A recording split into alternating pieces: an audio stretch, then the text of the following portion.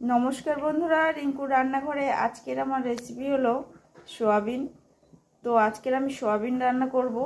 আপনারা তো অনেকেই অনেকভাবেই সোয়াবিন রান্না খেয়েছেন।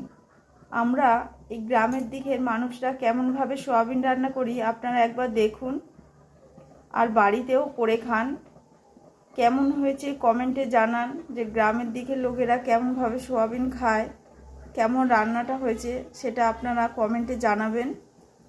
এখন আমি সোয়াবিনটা যা নিয়েছি প্রথমে আমি সেদ্ধ করে নেব। জল ফুটছে, তো আমি সোয়াবিনটা ঢেলে দিলাম।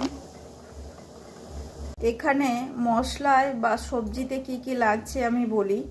এখানে লাগছে কাঁচা লঙ্কা, পেঁয়াজ, টমেটো আর আলু আর আদা রসুনের পেস্ট। সোয়াবিনটা দেখুন সেদ্ধ হয়ে গিয়েছে, এখন আমি নামিয়ে নেব। নামিয়ে জলটা ঝরিয়ে নেব। তেলে আমি আলু আর সোয়াবিনটা ভেজে নেব। তার জন্য লবণ দিলাম তেলের মধ্যে, আরও অল্প হলুদ দিলাম।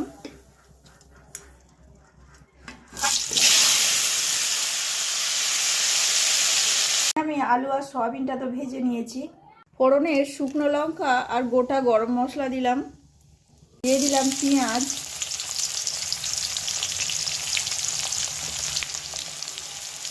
টমেটো, দিলাম আদা রসুনের পেস্ট আর কাঁচা লঙ্কা। এখন দিয়ে দেবো গুঁড়ো মশলা। তো লবণ দিলাম প্রথমে, দিলাম 1 চামচ হলুদ গুঁড়ো, 1 চামচ লঙ্কার গুঁড়ো, 1 চামচ জিরে আর ধনের গুঁড়ো। সব কিছুই দেওয়া হয়ে গিয়েছে। এখন আমি ভালো করে মশলাটা তৈরি করে নেব। দেখুন মশলা থেকে তেল ছেড়ে দিয়েছে। এখন আমি দিয়ে দেব ভাজা আলু আর সোয়াবিন।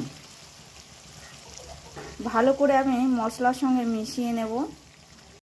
এইভাবে ভালো করে মশলার সঙ্গে 2-3 মিনিট কষিয়ে নেবেন।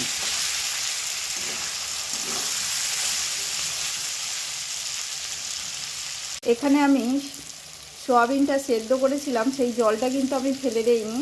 এখন আমি সেটাই তরকারির মধ্যে দিয়ে দেব। জল তো দিয়ে দিয়েছি। এখন আমি আলুটা সেদ্ধ হওয়ার জন্য 20 মিনিটের জন্য ঢাকা দিয়ে দেব। আলু সেদ্ধ হয়ে গিয়েছে। সব শেষে দিয়ে দিলাম গরম মশলার গুঁড়ো। গ্রামের দিকে সোয়াবিনের রান্না তো হয়ে গেল। তো কেমন লাগলো বন্ধুরা? যদি রান্নাটি ভালো লেগে থাকে তাহলে আমার চ্যানেলটিকে একটা লাইক, কমেন্ট, শেয়ার, সাবস্ক্রাইব করবেন।